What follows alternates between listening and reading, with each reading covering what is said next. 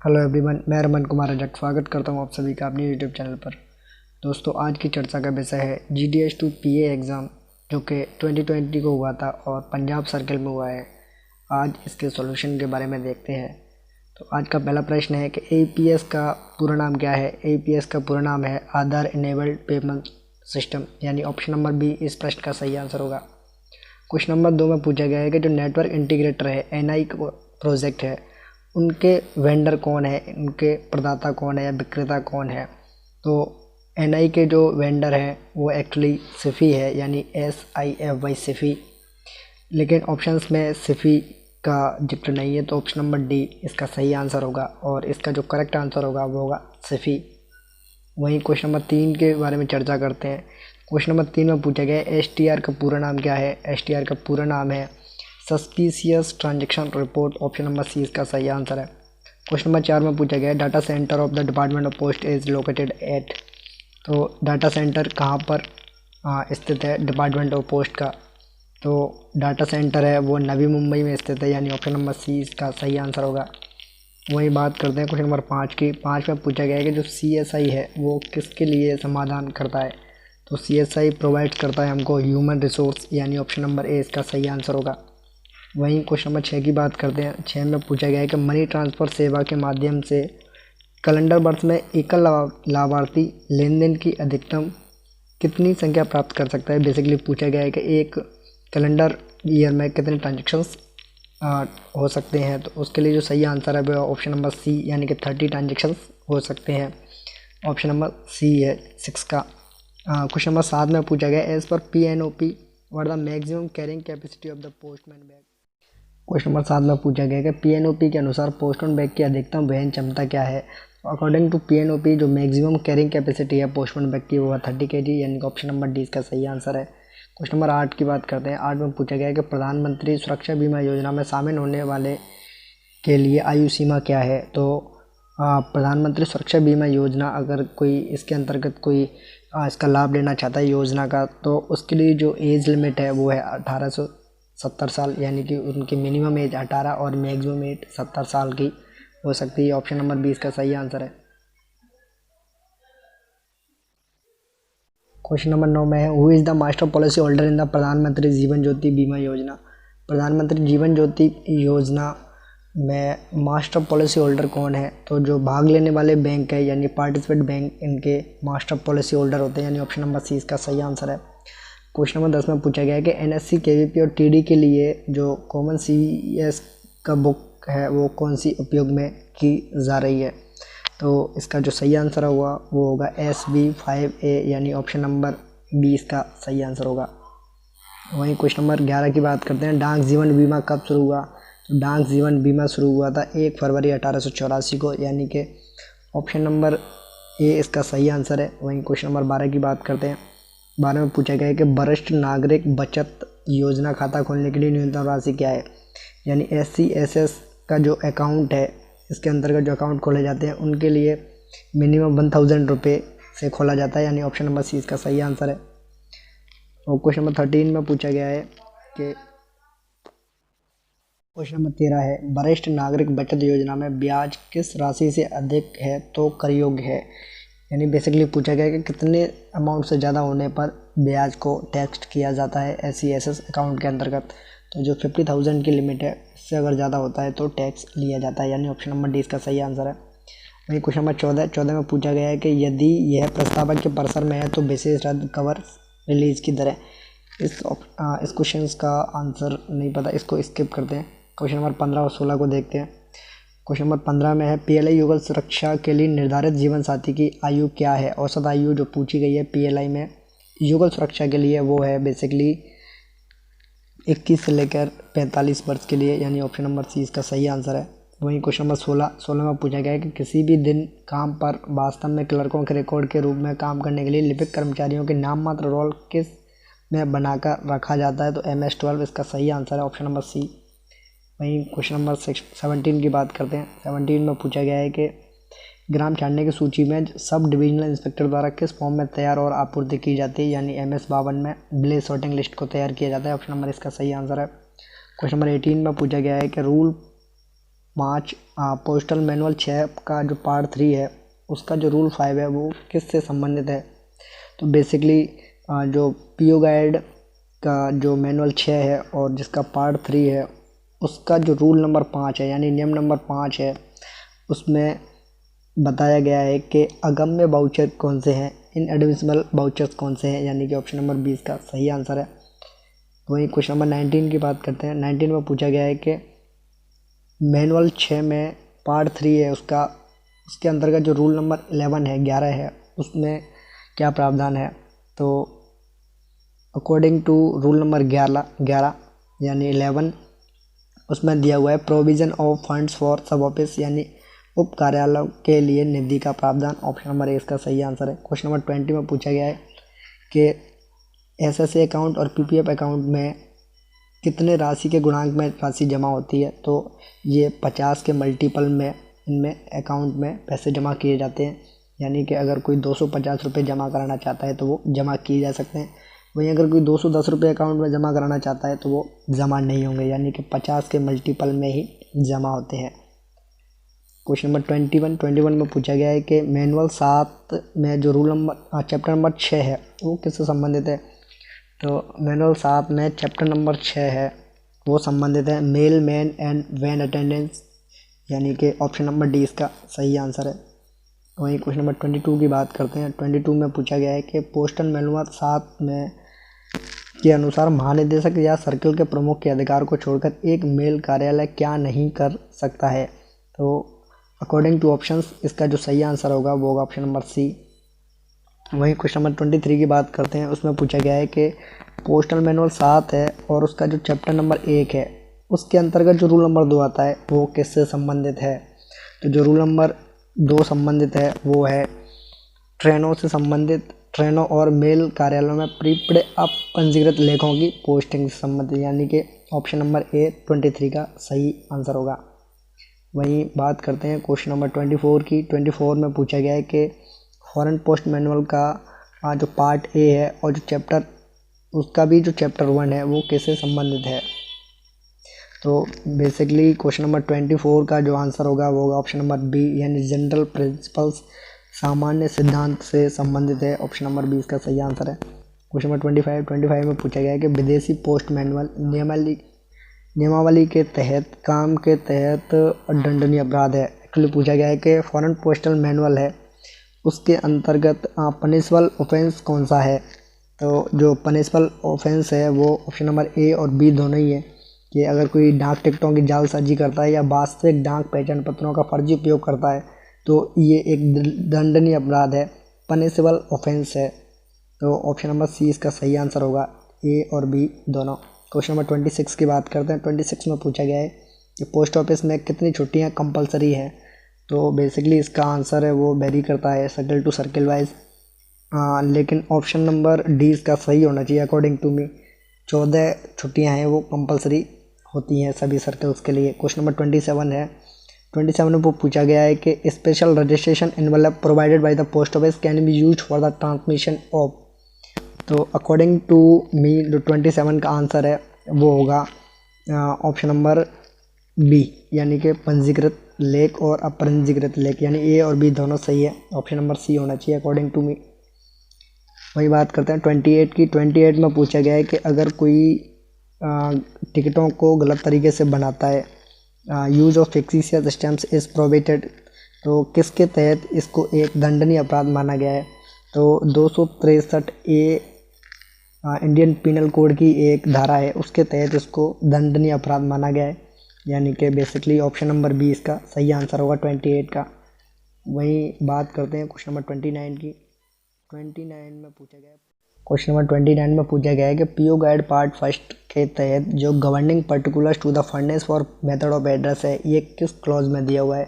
इसके लिए clause number 26 है, नियम नंबर 26 या धारा नंबर 26 में ये दिया हुआ है, यानी बेसिकली 29 का आंसर होगा बी। और 30 में पूछा गया है कि अगर कोई ग्राहक उसी पोस्ट ऑफिस में एक समय पर भारत में उसी जगह पर डिलीवरी के लिए लेख पोस्ट किए गए हों तो ग्राहक को इन 4 लेखों को वापस लेने के लिए क्या शुल्क देना होगा। बेसिकली पूछा गया है कि एक कस्टमर है जो 4 आर्टिकल्स को एक ही समय पर और एक ही पोस्ट ऑफिस में और एक ही एड्रेसी के लिए इंडिया में अगर वो पोस्ट करता है तो अगर वो चाहता है कि रिकॉल के लिए आर्टिकल्स को चाहता है, उनको चारों आर्टिकल्स को, तो उसको क्या फ़ीस देनी होगी। तो बेसिकली एक ही आर्टिकल की फ़ीस देनी होगी जो कि होगी 6 रुपये, यानी कि ऑप्शन नंबर ए इसका सही आंसर होगा। वहीं बात करते हैं क्वेश्चन नंबर 31 में है फ़ी for recall of article will be collected in the form. तो इसको यूसीआर के तहत जमा किया जाता है। अकॉर्डिंग टू मी इसका आंसर होना चाहिए ऑप्शन नंबर बी। वहीं क्वेश्चन नंबर 32 में पूछा गया है कि एक वित्तीय वर्ष में एक साथ लेने पर पोस्ट बॉक्स और पोस्ट बैग का किराया क्या है। यानी बेसिकली पूछा गया है कि पोस्ट बैग और पोस्ट बॉक्स और पोस्ट बैग का जो दोनों का एक साल में कितना किराया जाता है। तो वो जाता है 250 रुपये, यानी ऑप्शन नंबर बी इसका सही आंसर होगा, option number B. Question number 33 में पूछा गया है कि डाकघर को प्राधिकृत करने वाले पत्रों को स्वयं के अलावा अन्य व्यक्तियों तक लेख पहुंचाने के लिए दिए गए निर्देशों को बाद में चूक माना जाएगा। अकॉर्डिंग टू मी इसका आंसर होना चाहिए option number A. Question number 34 में पूछा गया है कि पोस्ट कार्ड से कुछ नहीं जुड़ा नहीं है, इस कथन का विवाद क्या है। बेसिकली पूछा गया है nothing is attach to the post card. इस जो स्टेटमेंट है इसका एक्सेप्शन क्या है। इसका एक्सेप्शंस यहाँ ए, बी और सी तीनों ऑप्शंस ही हैं, यानी कि इसके साथ साथ में डाक के भुगतान में टिकटें, एक गोंद में लगा हुआ लेबल जिसमें पता लिखा हो, एक और पोस्ट कार्ड का पता जो अभिभाषक के उत्तर के लिए हो। यानी बेसिकली अगर कोई स्टैम्प्स इन द पेमेंट और पोस्टेज हो, इसको भी अपवाद है ये इसका। और अगर कोई एड्रेस ही है, वो अपना एड्रेस लिख के देता है तो उसको अटैच करता है पीछे की तरफ, तो ये भी इसका एक एक्सेप्शन है। और ऑप्शन नंबर सी में दिया हुआ है कि अगर कोई पोस्ट कार्ड है जो कि रिप्लाई है किसी भी एड्रेस के द्वारा, तो इसको भी वो अटैच कर सकते हैं। तो यानी ऑप्शन नंबर ए, बी और सी तीनों करेक्ट हैं, तो जो इसका आंसर होगा सही होगा option number D. Question number 35 में पूछा गया है कि जो मैक्सिमम वेट लिमिट है बुक पैकेट की जो कि प्रोटोकॉल्स को कंटेन करती है, तो उसके लिए जो मैक्सिमम वेट होगा वो होगा 5 kg। और ऑप्शन नंबर ए 35 का सही आंसर होगा। वही बात करते हैं क्वेश्चन नंबर 36 में पूछा गया है कि इंडिया ने APPU को कब ज्वाइन किया। इंडिया ने APPU को 1973 में ज्वाइन किया था। तो 36 का जो सही आंसर होगा वो होगा ऑप्शन नंबर बी। वहीं 37 का जो controller of the foreign mails is located in, according to me इसका जो आंसर होगा वो होगा मुंबई से मीन्स ऑप्शन नंबर बी। और वहीं बात करते हैं क्वेश्चन नंबर 38 में पूछा गया कि विदेशों में थोक बैग के लिए पंजीकरण शुल्क क्या है।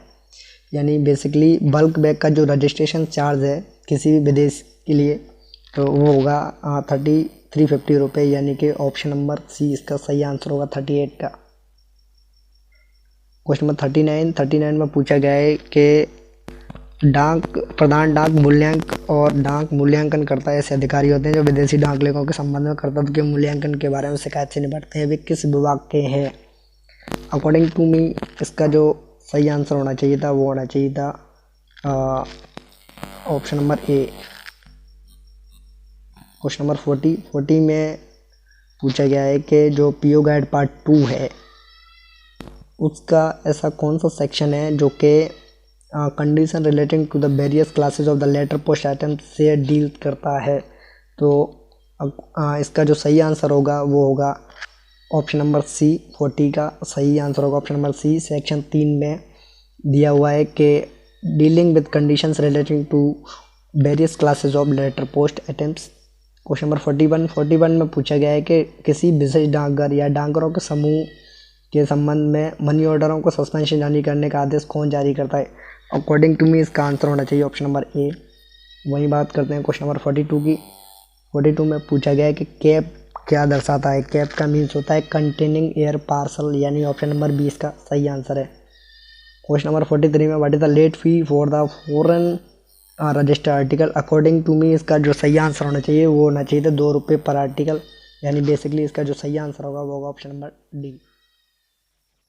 क्वेश्चन नंबर 44 में पूछा गया है यूपीयू यूनिवर्सल पोस्टल यूनियन के हेडक्वार्टर्स कहाँ पर स्थित है। तो 44 का आंसर होगा ऑप्शन नंबर सी, यानी कि बर्न स्विट्जरलैंड में। क्वेश्चन नंबर 45 में पूछा गया है कि what is the inquiry fee for complaints regarding foreign registered letters with advice of delivery according to me. इसका जो सही आंसर होना चाहिए था वो होगा option number A, prescribed fee should be paid, option number A.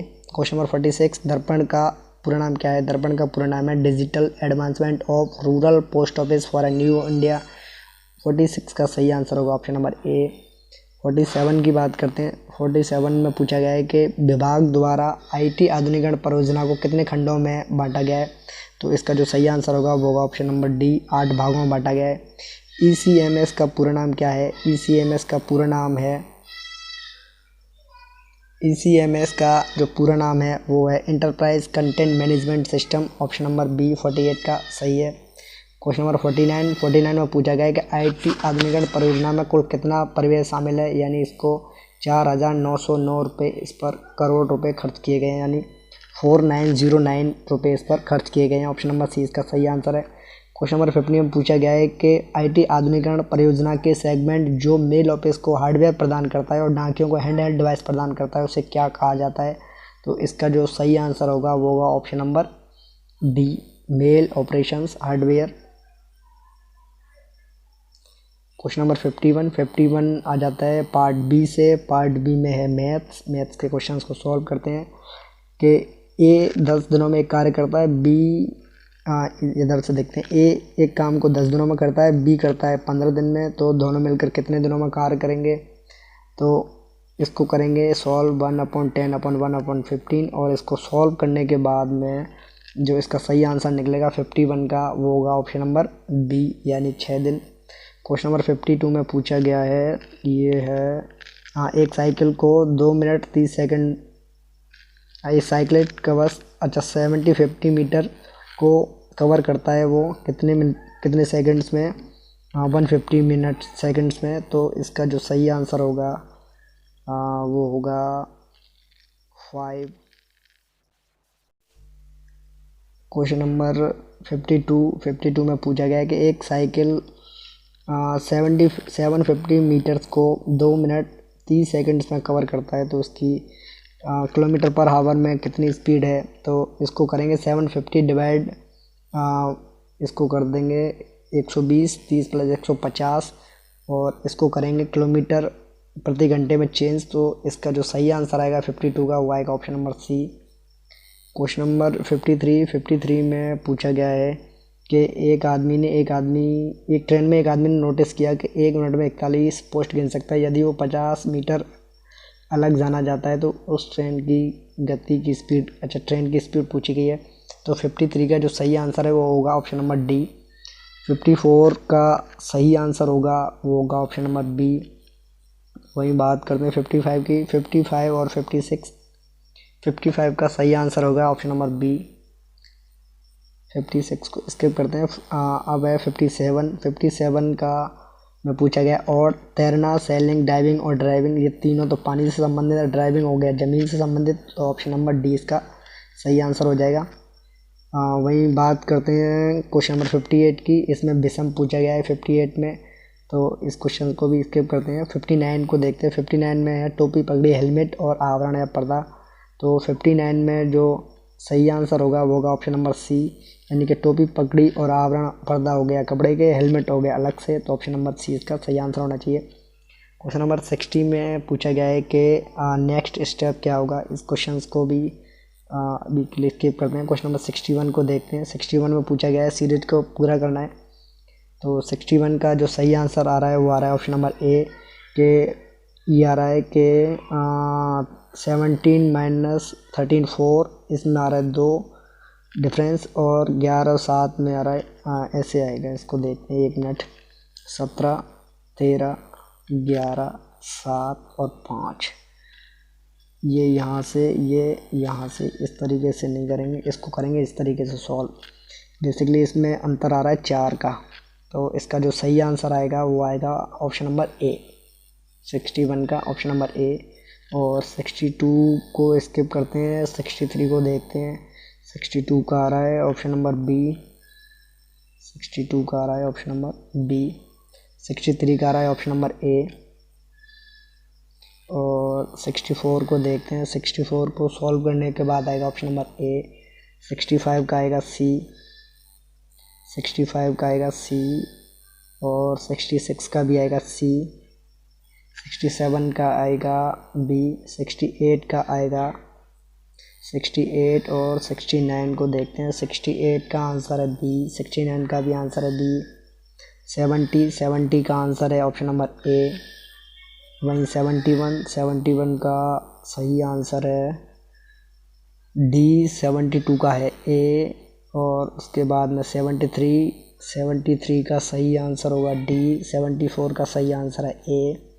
Question number 75 और 76 का सही आंसर है बी। 76 जीके को देखते हैं। प्रसिद्ध हुसैनी सागर झील कहाँ स्थित है? प्रसिद्ध हुसैनी सागर झील हैदराबाद में स्थित है। ऑप्शन नंबर सी इसका सही आंसर है। सतमाला हिल्स कहाँ पर, किस राज्य में है? सतमाला जो हिल्स हैं वो एक्चुअल में महाराष्ट्र में है। 77 का सी। 78 स्टार्टअप इंडिया प्रोग्राम को कब लॉन्च किया गया था? इसको लॉन्च किया गया था 15 अगस्त 2015, यानी कि ऑप्शन नंबर ए इसका सही आंसर है। वहीं बात करते हैं 79 का। 79 में पूछा गया था फ्यूचर ऑफ द इंडिया पुस्तक के लेखक कौन है? बिमल जालान, ये ऑप्शन नंबर डी इसका सही आंसर है। वहीं बात करते हैं क्वेश्चन नंबर 80 में पूछा गया है कि साहित्य अकादमी पुरस्कार 2019 किसको दिया गया है? शशि थरूर जी को। 80 का भी। 81 में द पैरेट ग्रीन साड़ी की पुस्तक के लेखक Nabaneeta Sen, option number A. Question number 82 में पूछा गया जलियांवाला बाग नरसंहार तो 1919 में हुआ था, 1919 में, ऑप्शन नंबर बी। वहीं बात करते हैं क्वेश्चन नंबर 83 की। 83 में पूछा गया है किस अधिनियम को ब्लैक बिल के रूप में जाना जाता है? तो रोलेक्ट एक्ट, यानी कि रोलेक्ट एक्ट को ब्लैक बिल के रूप में जाना जाता है। 83 का हो जाएगा ऑप्शन नंबर ए। 84 में पूछा गया है नींबू और संतरे में कौन सा एसिड है? तो citric acid, option number D. 85 में पूछा गया है कि अनटचेबिलिटी का एवोल्यूशन किस आर्टिकल से होता है? तो ऑप्शन नंबर डी, आर्टिकल 17 से होता है। क्वेश्चन नंबर 86 है मैथ का क्वेश्चन। बेसिकली इसको सॉल्व करना है। 86 को सॉल्व करने के बाद में इसका सॉल्यूशन आएगा ऑप्शन नंबर बी, और 87 का भी आएगा ऑप्शन नंबर बी। 88 का भी आएगा ऑप्शन नंबर बी। वही बात करते हैं 89 की। 89 का सही आंसर है ए। 90 का सही आंसर है ए। और 91 का जो सही आंसर आ रहा है, 91 का आंसर आ रहा है सी। 92 का भी आंसर आ रहा है सी। और 93 की बात करते हैं। 93 का आ रहा है ऑप्शन नंबर सी। 94 का आ रहा है बी। और 95 का आ रहा है डी। 96 का आ रहा है सी। 97 का आ रहा है सी। 97 का आ रहा है सी। 98 का आ रहा है ए। और उसके बाद में 99 का आ रहा है सी। और 100 का आ रहा है बी। ये हो गए कंप्लीट 100।